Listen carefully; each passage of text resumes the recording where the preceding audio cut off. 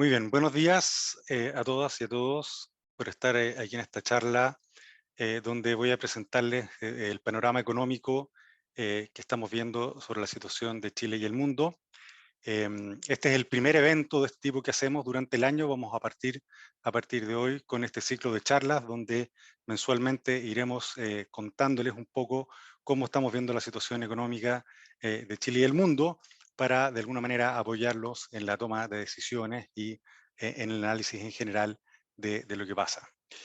Eh, la charla de hoy día está obviamente muy centrado en lo que ha estado pasando en Europa, eh, luego de lo que significó la pandemia. El mundo ha entrado en una nueva fase, gatillada por la guerra en Ucrania, por la invasión en Ucrania, que hoy por hoy es lo que está marcando los mercados y lo que está condicionando mucho los desarrollos económicos que veremos en los próximos meses. El conflicto en Ucrania tiene dos implicancias o tiene dos fuentes de impacto en los mercados globales. Lo primero son las disrupciones logísticas por la guerra misma. Tenemos un país que está invadido, que no tiene un normal funcionamiento, con puertos cerrados, con líneas de abastecimiento y de distribución cortadas por los bombardeos, por los ataques. Y lo segundo son las sanciones que han impuesto los países occidentales, muchos países occidentales, a Rusia. Ambas cosas son las que están teniendo impacto hoy día en los mercados y son lo que incidirá en la economía a nivel global. Déjeme partir primero mostrando un poco lo que está pasando con Rusia. Los activos rusos se han desplomado. La bolsa rusa cayó de manera estrepitosa el día que se inició la invasión, hace ya eh, más de 2 semanas. La bolsa rusa ha estado cerrada desde entonces, no ha tenido mayores transacciones, por lo tanto, lo cierto es que no sabemos hasta qué punto pueden llegar los precios de los activos más riesgosos rusos, los precios de las acciones en particular. Por otra parte, la moneda rusa, el rublo, se depreció casi un 50% inicialmente y se ha mantenido muy elevado. En respuesta a esto, el Banco Central de Rusia elevó muy fuertemente las tasas de interés desde 9,5%, que era su tasa de referencia, hasta un 20%, y eso ha permitido de alguna manera contener mayores presiones a la depreciación del rublo. Aún así, el gobierno ruso impuso un corralito a los rusos, de manera que no pudieran retirar depósitos en dólares y con eso evitar una escalada mayor en el precio de su moneda. Las primas por riesgo han subido de manera muy fuerte. Ahí podemos ver abajo a la izquierda el CDS a 5 años, que es una medida de prima por riesgo. Y las agencias clasificadoras han rebajado sustancialmente la nota crediticia de Rusia. Prácticamente hoy día es un bono basura, los bonos soberanos rusos son bonos basura. Mañana hay un vencimiento de la deuda y es posible que Rusia no pague, a pesar de que cuenta todavía con recursos para pagar la deuda, es posible que no pague por una decisión más bien política, pero lo cierto es que la situación financiera de ese país está complicada.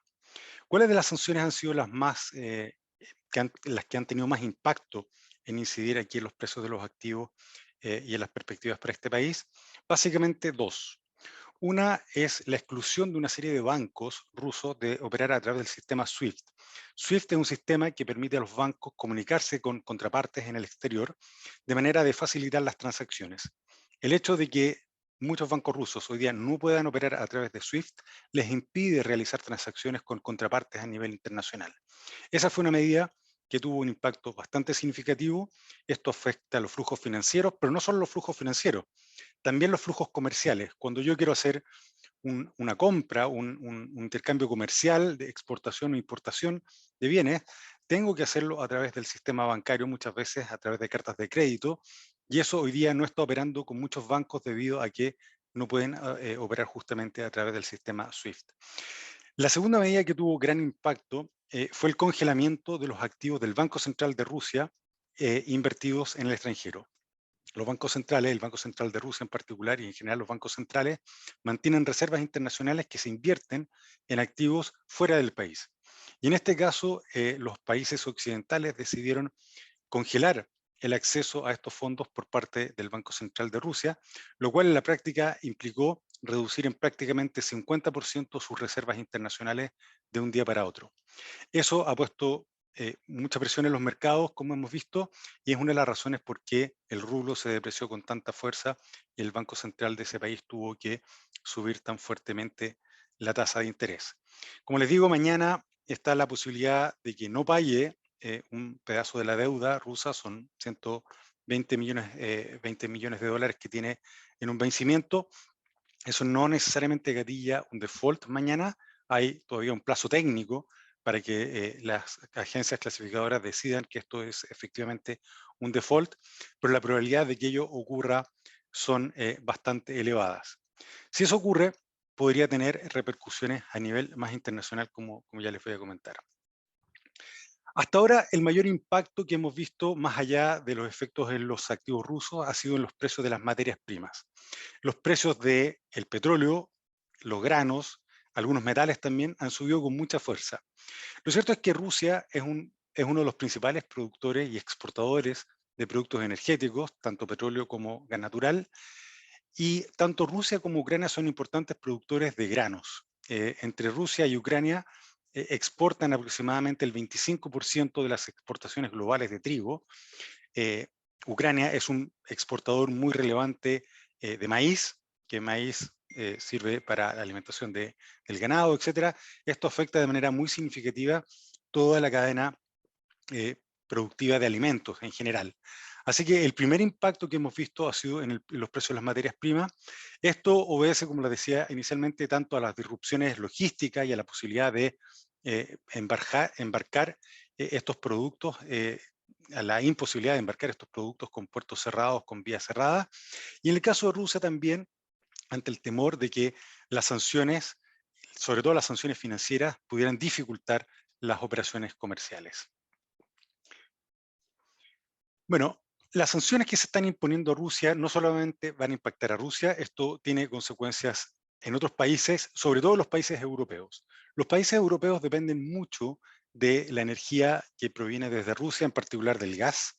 Los países de Europa Central, como Alemania, Italia, Austria, dependen casi en un 60% o más del gas que consumen viene de Rusia, así que dependen muy fuertemente de las exportaciones de gas. Otros países europeos también, aunque los países de Europa del oeste, vale decir Francia, España, Inglaterra, tienen una dependencia algo menor. Y si uno ve un poco el tipo de decisiones políticas que han adoptado los países, en general los países que tienen menos dependencia del gas ruso fueron inicialmente los más activos, los más vocales en términos de imponer sanciones.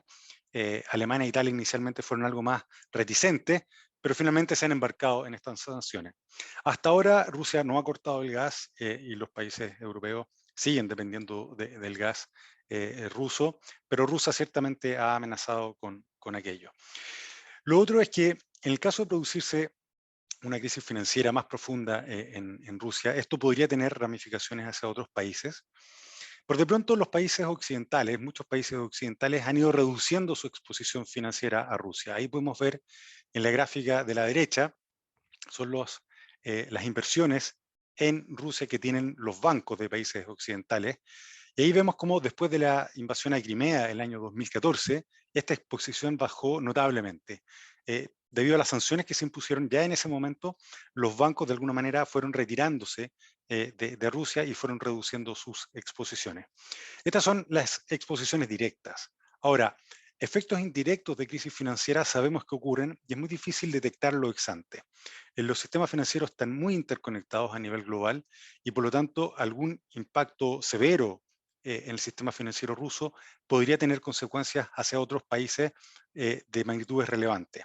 Eso es difícil de cuantificar hoy día, pero es un elemento de incertidumbre que va a estar de alguna manera condicionando los mercados en las semanas que vienen.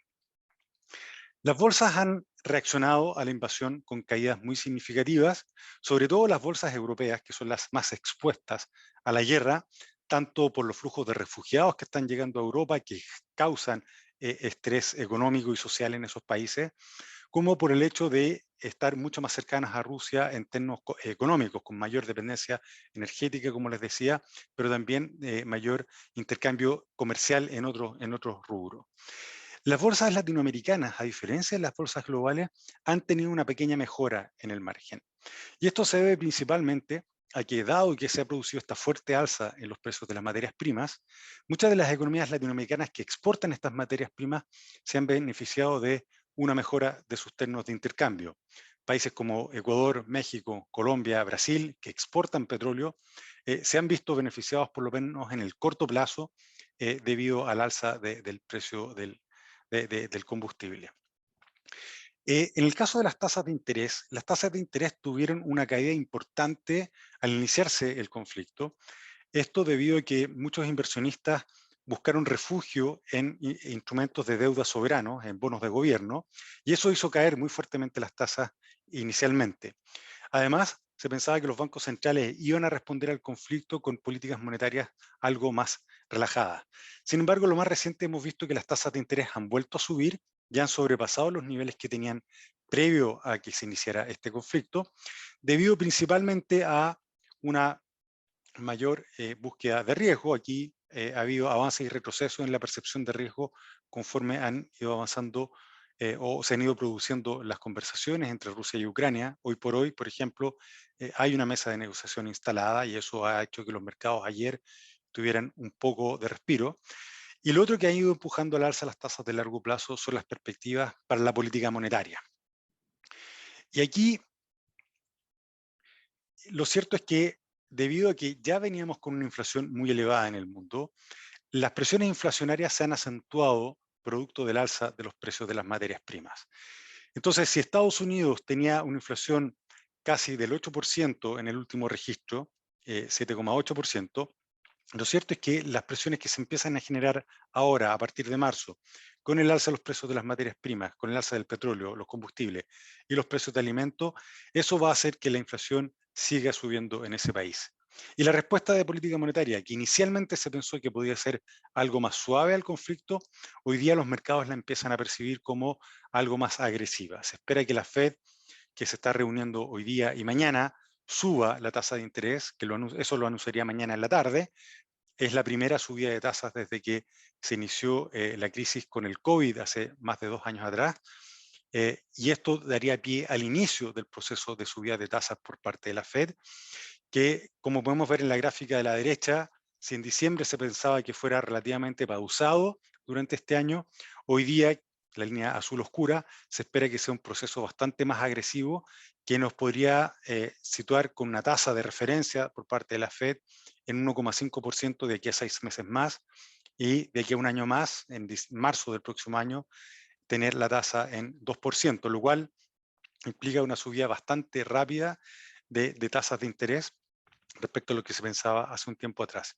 Esto es uno de los factores que ha estado presionando al alza las tasas de interés de largo plazo a nivel global y es algo a tener en consideración porque las condiciones financieras globales, una vez que la Fed empieza a subir la tasa mañana, podrían estrecharse. Y aquí la comunicación que haga la Fed a los mercados va a ser clave en el sentido de no generar ansiedad. En episodios anteriores, hace 10 años atrás, el año 2014, cuando tuvimos un episodio de alza de tasas por parte de la Fed, que no fue bien comunicado en ese momento, generó empinamientos muy bruscos de la curva que generaron bastante estrés financiero.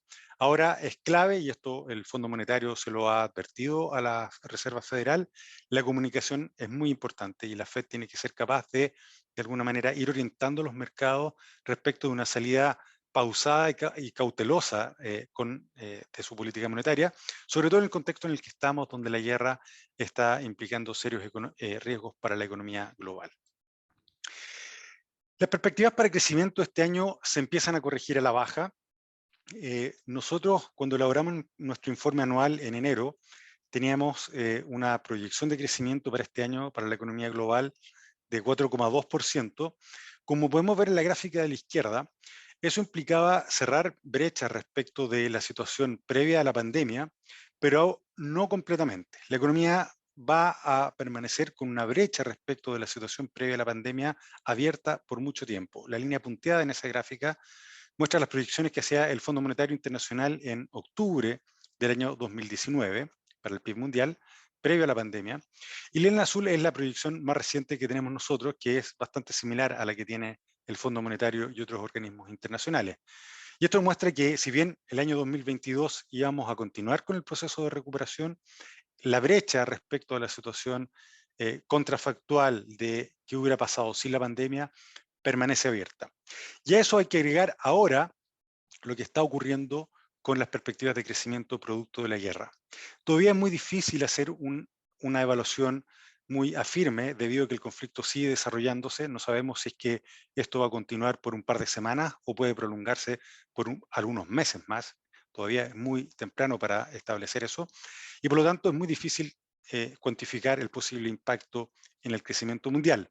Hay algunos organismos y algunas agencias que ya han aventurado algunas estimaciones. En general, casi todas rondan medio punto de PIB de la economía global, con impactos diferenciados. Obviamente el mayor impacto es en Ucrania, en Rusia también, y en Europa, donde se espera que el efecto sea mayor. También se esperan efectos relevantes en Estados Unidos y efectos menores en las economías exportadoras de las materias primas que más han subido sus precios a raíz del conflicto. Con todo, la economía global se va a resentir y la posibilidad de que una crisis financiera más profunda en Rusia tenga repercusiones globales también es un factor de riesgo muy relevante para el mundo. Algo que ha ido saliendo del radar es la situación de la pandemia. Lo cierto es que la mayor parte de los países europeos, Estados Unidos también, han ido dejando atrás las medidas restrictivas, se ha ido levantando la obligatoriedad del uso de las mascarillas, por ejemplo, en espacios públicos. En los pases de movilidad también, en algunos países se han ido eliminando los requerimientos de uso para acceder a espacios públicos también. Pero lo cierto es que, si bien la ola generada por la variante Omicron ha ido quedando atrás, hemos visto un retroceso muy significativo, en el margen, en las últimas 2 semanas o semana y media, hemos visto un cierto rebrote de casos a nivel global. Esto está concentrado en algunos países europeos, sobre todo países del norte de Europa, algunos países asiáticos y algunos países africanos. ¿Es esto el inicio de una nueva ola? Es todavía muy temprano para saberlo, pero esto nos recuerda que la situación de la pandemia todavía constituye un factor de riesgo. Eh, es verdad que los países han relajado las medidas y además existe una suerte de fatiga pandémica. La gente ya no está tolerando medidas restrictivas y está exponiéndose mucho más. La variante Omicron a todo esto sabemos que fue bastante menos o tuvo un impacto bastante menos severo en la salud. La línea roja en esa gráfica muestra las personas fallecidas. Si uno compara con las olas anteriores, esta ola tuvo un impacto mucho menor en términos proporcionales y vamos con una fase de retroceso en términos de las personas fallecidas, pero el hecho de que tengamos un alza en los casos en lo más reciente pone una señal de alerta y también plantea una situación de riesgo. Ayer China decidió poner bajo cuarentena a ciudades importantes, los puertos se han mantenido abiertos, pero sí puso en cuarentena a ciudades importantes como Shenzhen, justamente por la aparición de algunos brotes ahí. Así que esto es, como les digo, un factor de riesgo que habrá que tener en cuenta. Yendo ahora a la situación nacional, la economía chilena cerró el año pasado con un crecimiento muy elevado y con evidentes signos de sobrecalentamiento. La economía creció el año pasado un 12%. El día viernes de esta semana el Banco Central de Chile va a publicar las cifras definitivas de cuentas nacionales, donde se va a ratificar si el crecimiento fue efectivamente un 12% o no. Puede haber algunas revisiones, pero creció a tasas de 2 dígitos, lo cual significa una de las tasas de crecimiento más altas a nivel global. La caída del año 2020, producto de la pandemia, había sido de 5,8%, por lo tanto un crecimiento de 12% no solamente permitió recuperar lo que se había perdido con la pandemia, sino que además situó a la economía muy por sobre su tendencia. Y es por eso que hubo evidentes señales de sobrecalentamiento, eso lo podemos ver comparando el crecimiento con la tendencia, pero también lo podemos ver en otros indicadores como el déficit en cuenta corriente, que fue bastante abultado el año pasado. El día viernes el Banco Central dará las cifras oficiales, pero debió rondar cerca de los 5 o 6 puntos de PIB, a pesar de un elevado precio del cobre, lo cual es un déficit bastante alto. Y lo otro, bueno, son las presiones inflacionarias. Es cierto que el mundo en general ha sufrido presiones inflacionarias, pero en el caso de Chile, lo que hemos visto es que las alzas de costos internacionales se han traspasado muy rápido a precios locales debido a una demanda que terminó el año muy boyante. A pesar de ello, en los últimos dos IMASEC, los últimos dos datos, hemos visto un retroceso de la economía. Tenemos dos IMASEC donde las variaciones mes contra mes son negativas. El dato de diciembre no fue particularmente llamativo porque parte importante de la caída se debió al retroceso de la minería, que es un componente muy volátil, por lo tanto una caída en la minería no marca tendencia. Pero ya en el dato de enero volvimos a ver una caída y esta vez más significativa y bastante más generalizada entre sectores. En enero tuvimos el rebrote por la variante Omicron que puede haber tenido algún impacto, pero lo más probable es que esto nos está indicando que la economía está entrando en una fase de desaceleración más anterior a lo que se estimaba previamente, más anticipada de lo que se estimaba previamente. Nosotros en nuestros escenarios de crecimiento, cuando elaboramos nuestro informe anual, preveíamos que hacia fines del segundo trimestre la economía iba a empezar a dar muestras de desaceleración más clara, y lo que nos están indicando estos datos es que probablemente la economía comenzó esta fase ya a comienzos de año. El mercado laboral también ha dado ciertas muestras de estancamiento. La tasa de desempleo oficial ha retrocedido, pero si uno compara la situación de la fuerza laboral bajo una situación normal, si uno mide la tasa de desempleo considerando una situación normal de la fuerza de trabajo, lo cierto es que la tasa de desempleo hoy por hoy sería bastante más elevada. Y eso se puede ver también en el gráfico de arriba a la izquierda, cuando uno compara el nivel de empleo actual con el empleo que había previo a la pandemia, con el empleo de enero del año 2020. Y ahí podemos ver que todavía hay cerca de 400.000 personas menos trabajando que las que había previo a la pandemia. Vale decir, todavía hay 400.000 empleos por recuperar.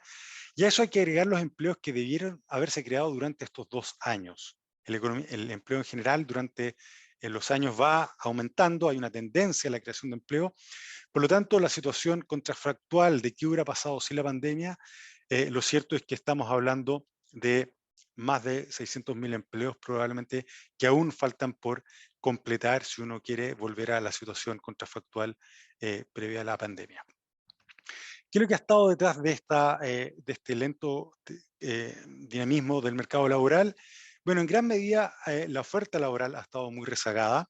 Eso se puede ver en el gráfico de abajo a la derecha, donde tenemos la tasa de participación laboral, la gente que o bien trabaja o bien busca empleo activamente, y la tasa de participación está muy por debajo de los niveles o de los patrones históricos.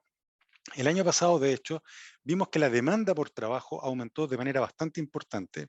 Eso se puede ver en la línea roja en esa gráfica, donde tenemos las vacantes que las empresas publican a través de Internet, que habían caído fuertemente durante la pandemia. Las empresas durante la pandemia no buscaron trabajadores, pero luego, una vez que empezó a producirse la apertura de la economía, tuvimos un aumento muy significativo de las vacantes. Por lo tanto, parte importante de lo que tenemos como creación de empleo más lenta en los últimos meses se debe a que ha habido poca oferta. Hacia adelante, sin embargo, conforme la actividad empieza a desacelerarse, la actividad local empieza a desacelerarse, vamos a ver también un freno en la demanda por trabajo. Y eso algo se está viendo en la línea roja que ustedes pueden ver ahí abajo a la derecha, donde las vacantes alcanzaron un pico hace algunos meses atrás, pero hoy día están retrocediendo un poco en el margen, y eso podría persistir hacia adelante conforme la economía empieza a perder dinamismo. Bueno, yendo ahora un poco a el impacto de la guerra en nuestra economía. Lo cierto es que es verdad que el precio del cobre ha tenido un impulso. Llegamos a ver un precio del cobre que transitoriamente llegó casi a los $5 hace una semana atrás, luego retrocedió.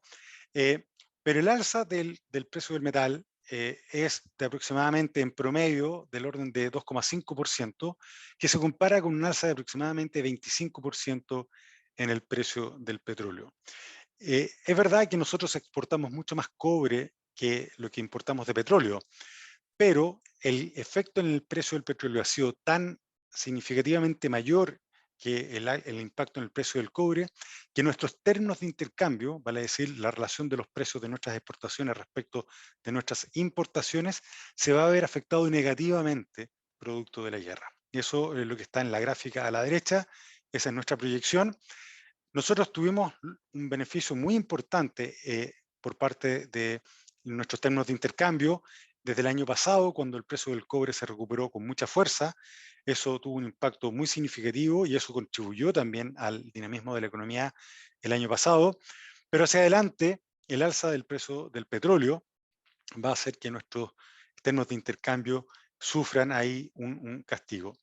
Esto supone además que el precio del petróleo, después de subir ahora y el próximo mes, va a iniciar un camino de descenso hacia niveles un poco más normales. Eso es lo que está hoy día en los mercados de futuros, por ejemplo, tienen esa trayectoria para el precio del petróleo. Pero lo cierto es que esto es bastante incierto. Todavía no se sabe bien, como les decía, el alcance de este conflicto, no se sabe si esto va a culminar en alguna semana o tardará meses. No sabemos las repercusiones sobre la infraestructura petrolera, sobre todo en el Cáucaso, que es donde está la infraestructura petrolera rusa, que es uno de los principales exportadores, y tampoco sabemos las repercusiones geopolíticas que esto va a tener y el tipo de sanciones que se puedan imponer hacia Rusia de más largo aliento. De partida, Estados Unidos ya anunció que iba a dejar de comprar petróleo a Rusia. Bueno, el tipo de consideraciones geopolíticas puede tener efectos bastante más perdurables o bastante más persistentes sobre el precio del petróleo. Por lo tanto, es posible que tengamos también nosotros un impacto en nuestros términos de intercambio más persistente.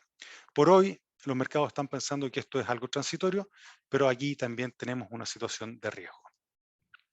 Bueno, hasta ahora nuestros activos financieros han tenido un impacto bastante acotado producto de la guerra.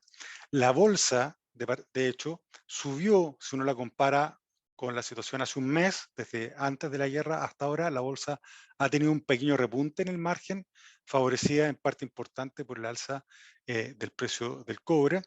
El tipo de cambio ha tenido bastantes oscilaciones, ha subido y ha bajado con bastante volatilidad, pero en torno a un nivel relativamente estable, en torno a los 800 pesos por dólar. Ahora bien, dado los niveles del cobre y dado los niveles del dólar a nivel internacional y dado también los niveles de las tasas de interés en Chile, el tipo de cambio debiese estar bastante más apreciado de lo que está en la actualidad. Ahí en la línea negra, en el gráfico de la izquierda, tenemos lo que nos indica un modelo estadístico que justamente lo que busca es medir cuál sería el tipo de cambio coherente con los fundamentales que estamos viendo actualmente, el precio del cobre, las tasas de interés, etcétera, etcétera.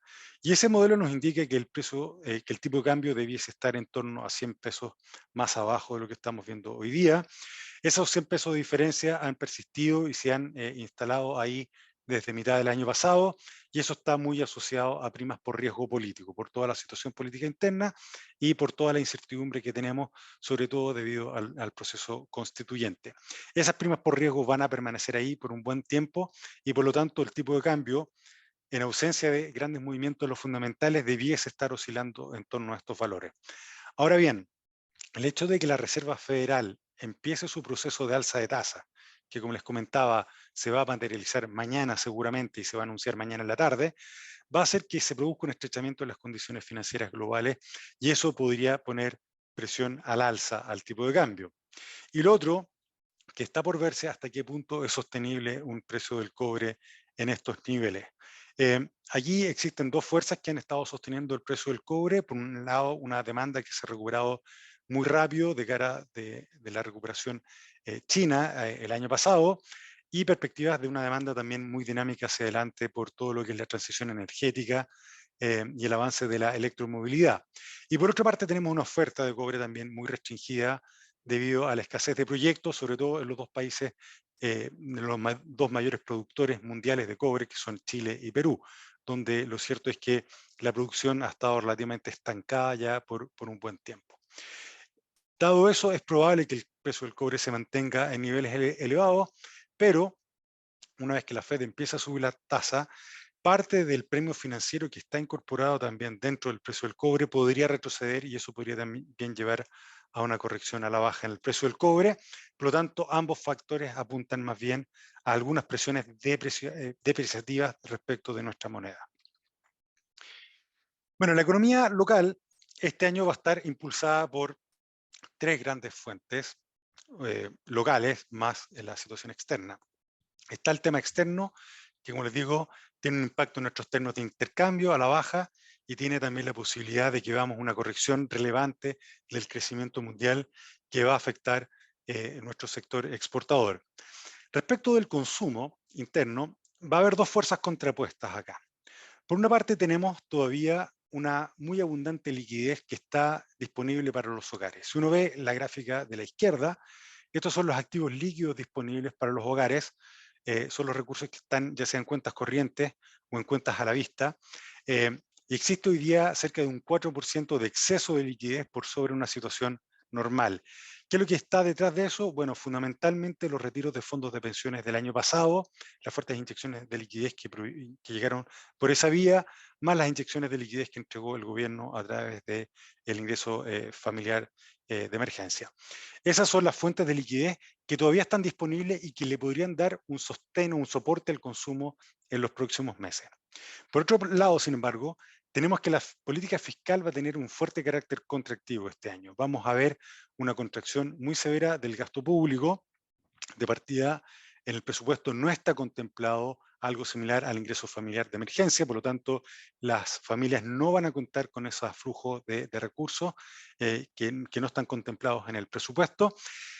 El ministro Marcel y el presidente Boric han sido enfáticos en ratificar su compromiso con mantenerse dentro de lo establecido por el presupuesto, así que esta caída de cerca del 20% del gasto es la línea base con la cual nosotros estamos trabajando como supuesto para construir nuestros escenarios para adelante. Así que vamos a tener por un lado el impulso que da todavía la liquidez, pero por otro lado vamos a tener este freno de una política fiscal fuertemente contractiva. Y a eso hay que agregar que las perspectivas para la inversión todavía son débiles. Si bien el año pasado vimos una recuperación importante de la inversión, sobre todo el componente de maquinaria y equipo, que se había depreciado durante la pandemia y que no se había repuesto, en la segunda parte del año pasado vimos un fuerte dinamismo en ese componente, sobre todo reposición de material depreciado y avance en el sector inmobiliario, no tanto avance en grandes proyectos de inversión en minería y en energía, algo de eso se vio. La confianza empresarial se recuperó durante la segunda parte del año pasado, una vez que la economía fue abriéndose, cuando la vacuna ya empezó a desplegarse de manera muy masiva, lo cual hizo prever que por lo menos la pandemia iba a dejar de ser un factor muy crucial en la economía local. Y eso generó una mejora sustantiva en la confianza empresarial, pero lamentablemente en los últimos 2 meses hemos visto nuevamente un retroceso ahí. Esto es una encuesta que hace la Universidad Adolfo Ibáñez con ICARE, la encuesta del INSEE, y un par de preguntas de esa encuesta que están relacionadas con la percepción de la situación global del país, y una pregunta específica respecto de las intenciones para invertir que se le hace a las empresas. En ambos casos, lo que vemos es que el índice está por debajo del pivote neutral, que es 50, lo cual ubica a ambos índices en un territorio pesimista. El catastro que nos entrega la Corporación de Bienes de Capital para el quinquenio mostró un alza a fines del año pasado, en el cuarto trimestre. Aparecieron algunos proyectos adicionales, sobre todo proyectos de obras públicas. Aquí hay muchos proyectos de obras públicas que va a estar apalancando la inversión en general en grandes proyectos hacia adelante, pero aún estamos bastante lejos de ver los montos que veíamos hace 10 años atrás. Hoy día estamos hablando que el catastro prevé proyectos por orden de 70.000 millones de dólares en un horizonte de 5 años. Hace 10 años atrás hablábamos de catastros que mostraban proyectos por 100.000 millones de dólares aproximadamente en un quinquenio. No estamos ni por cerca de llegar a esos montos, y para que veamos una demanda interna muy dinámica hacia adelante necesitamos que la inversión se dinamice, y estos grandes proyectos son clave para que ello ocurra. Con todos estos antecedentes, y sobre todo considerando el lento inicio del año, los IMASEC negativos de inicio de año, sumado al conflicto geopolítico en Europa nos llevan a revisar nuestras proyecciones de crecimiento. Nosotros pensamos que la economía va a crecer cerca de 1% este año. Además, el nivel de la actividad debiese retroceder, lo cual significa que vamos a ver varios meses con variaciones negativas del IMASEC, y vamos a ver variaciones negativas en las variaciones anuales también del IMASEC de manera bastante clara ya a partir de la segunda parte de este año. Luego, una vez que la economía se estabilice hacia fines de este año, podríamos entrar en una fase de crecimiento más cercano a una recuperación de vuelta hacia la tendencia, pero con tasas de crecimiento bastante acotadas el año 2023 también en torno a 1%. Bueno, una de las mayores preocupaciones hoy día es la inflación, sobre todo para el Banco Central. Hemos tenido una inflación que ha subido de manera muy fuerte desde fines del año pasado hasta ahora. Eh, es verdad que esto es un fenómeno global, como comentaba previamente, pero en el caso de Chile esto se ha combinado con dos factores. Uno, una demanda muy dinámica, una demanda interna muy dinámica que ha permitido el traspaso de alzas de costos internacionales a precio doméstico bastante rápida. Y a fines del año pasado, una fuerte depreciación del peso, que también agregó presiones adicionales a la inflación. Un tema que ha sido de preocupación para el Banco Central es que no solo la inflación hoy día ha subido bastante, sino que además las perspectivas de inflación a mediano plazo en el horizonte de política también han subido de manera relevante. Ahí tenemos en el gráfico de la izquierda, de la derecha, perdón, las encuestas que se hacen, que las hace el propio Banco Central, tanto a operadores financieros como a analistas y economistas, y ambas encuestas muestran que la inflación en el horizonte de política, vale decir, en 2 años más, estaría bastante por sobre el 3%, que es la meta del Banco Central. Eso es un motivo de preocupación porque sugiere una suerte de desanclaje de expectativas. Y ante un desanclaje de expectativas, el Banco Central tiene que actuar de manera bastante más agresiva para volver a alinear esas expectativas con la meta que ellos tienen. En este contexto, el Banco Central ha subido muy fuerte su tasa de interés. Las subidas de tasa por parte del Banco Central de Chile han sido una de las más rápidas dentro del conjunto de economías emergentes y de las economías latinoamericanas. Es similar a lo que ocurrió en Brasil, pero ciertamente mucho más agresivo de lo que han hecho otros bancos centrales como el de Colombia, el de Perú, el de México. Hacia adelante, es probable que el Banco Central siga subiendo la tasa de interés. El Banco Central tiene una reunión a fines de este mes, donde nosotros estimamos que va a subir la tasa entre 150 y 200 puntos base, vale decir, un movimiento de tasa bastante agresivo. Y luego es probable que en la reunión en mayo que tienen vuelvan a subir, pero en una magnitud menor, en torno a 100 puntos base, para luego mantener la tasa. Ahora bien, nuestro escenario para la inflación se ha modificado de manera sustantiva al alza respecto de lo que preveíamos previo a la guerra, producto del alza de precios de las materias primas y las presiones inflacionarias que ello conlleva, pero vemos que hacia adelante la inflación va a ir cediendo. Y hay dos razones por las cuales prevemos que la inflación va a ir cediendo. Uno, eventualmente este conflicto va a tener un fin y eso va a permitir que los precios de las materias primas retrocedan, que el precio del petróleo retroceda, que los precios de los granos retrocedan. Eso es lo que está por lo menos implícito en los precios futuros, como les comentaba, y por lo tanto vamos a ver algo de menores presiones inflacionarias por ese lado. Y lo segundo es que a nivel local, la desaceleración de la actividad y la operación de la economía por debajo de su tendencia durante algunos meses y trimestres va a generar holguras de capacidad que van a permitir reducir las presiones inflacionarias y más bien generar presiones deflacionarias para los precios. Ambos factores nos van a llevar entonces a un descenso de la inflación. Va a ser un descenso moderado y gradual. La inflación en Chile tiene persistencia, hay una serie de mecanismos de indexación que hacen que la inflación sea persistente y además es probable que la normalización de los precios de las materias primas tampoco sea tan inmediata. Y por lo mismo, vamos a cerrar el año con una inflación cercana al 8%, eso es lo que estamos estimando nosotros, es bastante similar a lo que estima los precios de mercado, y luego vamos a seguir con una tendencia a la baja de la inflación de cara al 2023 y 2024. Dado lo anterior, es probable que el Banco Central tenga espacio a fines de este año para iniciar un recorte de su tasa.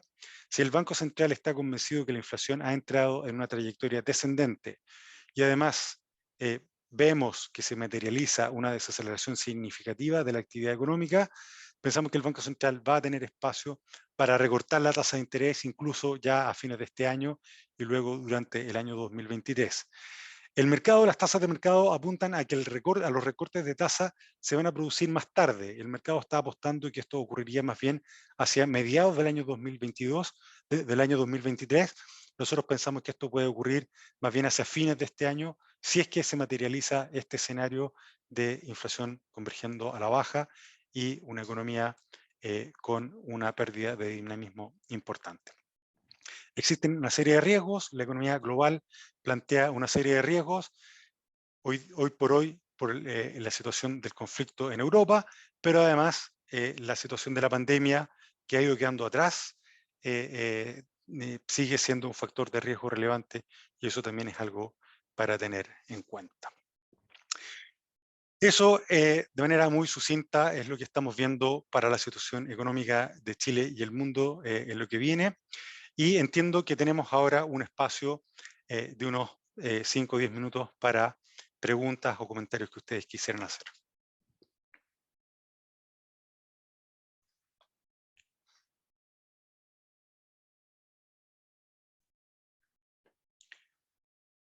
Entiendo que el chat está abierto.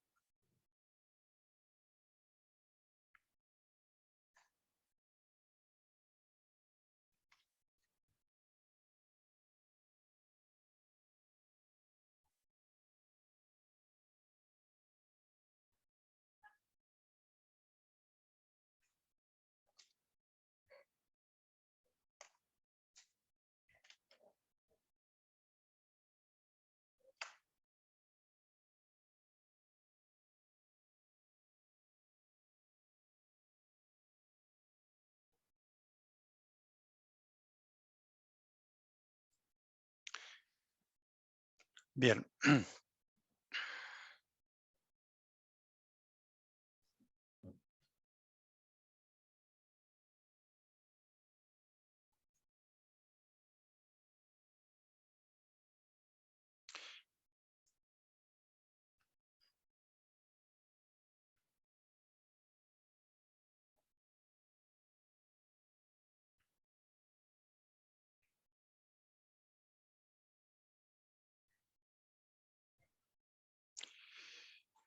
Bien, hay una serie de preguntas, voy a responder a algunas de ellas. Hay varias preguntas respecto de la grabación de esta charla. La charla está siendo grabada, así que probablemente va a quedar disponible después para nuestros clientes. De las preguntas, hay de distintos tipos de preguntas, pero algunas están enfocadas básicamente con la probabilidad de que exista una recesión a nivel internacional, dado el alza del precio del petróleo. Efectivamente, cada vez que hemos tenido shocks significativos del precio del petróleo, como lo que estamos viendo hoy día, eso ha sido precedido por una recesión global. Hoy día la situación es diferente por dos razones. Uno, porque estamos saliendo de la pandemia y por lo tanto todavía existe mucha capacidad ociosa en la economía global, todavía sí existe mucho espacio por cerrar esa capacidad ociosa y todavía existen herramientas de política económica para justamente contrarrestar esto. Por lo tanto, la probabilidad de una recesión global, creo yo que hoy día, hasta ahora, con lo que tenemos hasta ahora, es menos cierta, la probabilidad no es tan elevada, pero como les decía durante la charla, el conflicto está en pleno desarrollo. No sabemos si esto va a culminar luego o va a persistir. Ciertamente, si esto persiste por varias semanas más, creo que la probabilidad de que tengamos una recesión global se incrementa de manera bastante significativa. Así que eso creo que todavía es noticia en desarrollo. Por ahora, como les decía, las estimaciones que hayan hecho distintas agencias apuntan a un efecto de aproximadamente medio punto en el crecimiento global. La economía global se esperaba que creciera en torno a 4% este año, 4,2% era nuestra estimación. Así que vamos a ir corrigiendo nuestras proyecciones seguramente a cifras en torno a 3,5%, probablemente un 3%, pero todavía estamos lejos de una recesión global muy profunda, aunque conforme pasen las semanas y esto siga siendo un conflicto latente, la probabilidad de que efectivamente terminemos con una recesión es más elevada. Me preguntan si es que el alza de tasas por parte de la Fed va a impactar el S&P. Bueno, en general, los mercados ya tienen internalizadas las subidas de tasas por parte de la Fed. El S&P, no lo comenté en detalle, pero el S&P empezó a bajar antes del conflicto entre Rusia y Ucrania, en parte porque se pensaba que la Fed iba a subir las tasas ya a partir de marzo. Así que eso de alguna manera ya está internalizado en los precios de mercado. Para que haya un impacto adicional de las tasas en los índices bursátiles y en el S&P en particular, la Fed tendría que sorprendernos. Y esto significaría básicamente que tenga un discurso muy agresivo, que dé una señal de que piensan ir bastante más rápido con la subida de tasas de lo que está internalizado hoy día con los precios de mercado, que pongan demasiado énfasis en tratar de contener la inflación y dejen de lado su preocupación por el mercado laboral y por la actividad. Ese tipo de señales por parte de la Fed podrían llevar a subidas más drásticas de las tasas de interés de mercado y eso sí podría tener una consecuencia en los índices bursátiles. Si es que la Fed se comporta de manera cauta, informa bien su estrategia de salida monetaria y su estrategia está alineada con lo que hoy día piensan los mercados es lo más razonable, no debiésemos ver correcciones mayores en el precio del S&P y de las acciones. Habiendo dicho esto, nuevamente, el tema de la guerra sigue un factor de riesgo muy relevante y es probable que las bolsas sigan moviéndose más bien al vaivén de los avances de las conversaciones entre Rusia y Ucrania, la posibilidad de un cese al fuego y eventualmente de un acuerdo, o más bien que este conflicto siga prolongándose con una escalada aún mayor, y eso también tendría un impacto en las bolsas. Voy a seleccionar un par de preguntas más. Claudio, Sí. perdón, solo para responder una pregunta general, ¿la charla va a quedar grabada? ¿Va a estar disponible en el YouTube del banco de aquí al final del día? Y ahí la van a poder revisar sin ningún problema. Bien, la última pregunta que voy a responder es respecto de los impactos inflacionarios del alza de los precios de las materias primas en Chile. Lo cierto es que vamos a ver dos fuentes de shock en los precios. Una, en el caso de los precios de alimentos, que de hecho ya lo estamos viendo. El alza del precio del trigo impacta la cadena alimenticia en varias dimensiones. Eh, la harina es el pan, son las pastas, los fideos, etcétera. Es una serie de productos que tienen un peso muy relevante en la cadena alimenticia, en la canasta alimenticia del IPC. Los precios de los granos en general también, porque no solo impactan el grano mismo, sino que estos granos sirven de alimento de animales, etcétera. Por lo tanto, tenemos ahí un impacto bastante más generalizado y seguramente vamos a estar viendo muchas presiones inflacionarias por el lado de los alimentos. En el caso del petróleo, en Chile tenemos el MEPCO, que permite amortiguar bastante las alzas de precios de combustibles. Lo que va a ocurrir es que el MEPCO va a seguir permitiendo alzas de 6 pesos, 7 pesos aproximadamente semanales en el precio de las gasolinas por un tiempo.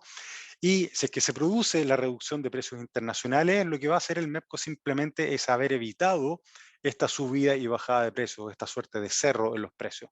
Y el MEPCO lo que va a haber hecho es evitar que ello ocurra. Ahora, si los precios persisten, los precios internacionales persisten mucho tiempo por arriba, el MEPCO eventualmente va a hacer que esto se traspase a precio público a través de alzas más sistemáticas por más tiempo de estos rangos de 6 a 7 pesos. Esa es una de las fuentes de impacto del alza de los precios del petróleo en los precios en Chile. Pero el petróleo tiene otros impactos. Esto impacta los costos del transporte, eh, tanto aéreo como terrestre, impacta los costos de los fletes, etcétera, y por esa vía puede tener impactos adicionales que pueden ramificarse en varias partes de la cadena productiva y por lo tanto en varias partes de la canasta. Así que vamos a ver mayores presiones inflacionarias. Como les digo, el MEPCO va a contribuir a que estas presiones no sean tan altas en el corto plazo, pero de persistir estos precios más elevados sí podríamos tener mayores presiones inflacionarias a mediano plazo. En nuestro escenario base es que el conflicto tiene una duración acotada y que los precios de las materias primas vuelven a retroceder en la segunda parte de este año, pero es un riesgo que ello no ocurra y por lo tanto existe ciertamente un riesgo inflacionario hacia adelante. Bueno, siendo ya prácticamente las 10 de la mañana, quería agradecerles su presencia, su participación. Como les digo, es la primera charla de un ciclo que haremos todos los meses para mantenerlos informados de la situación económica de Chile y el mundo, para que ustedes puedan tomar sus mejores decisiones. Un gusto haberlos tenido en la audiencia y será hasta el próximo mes.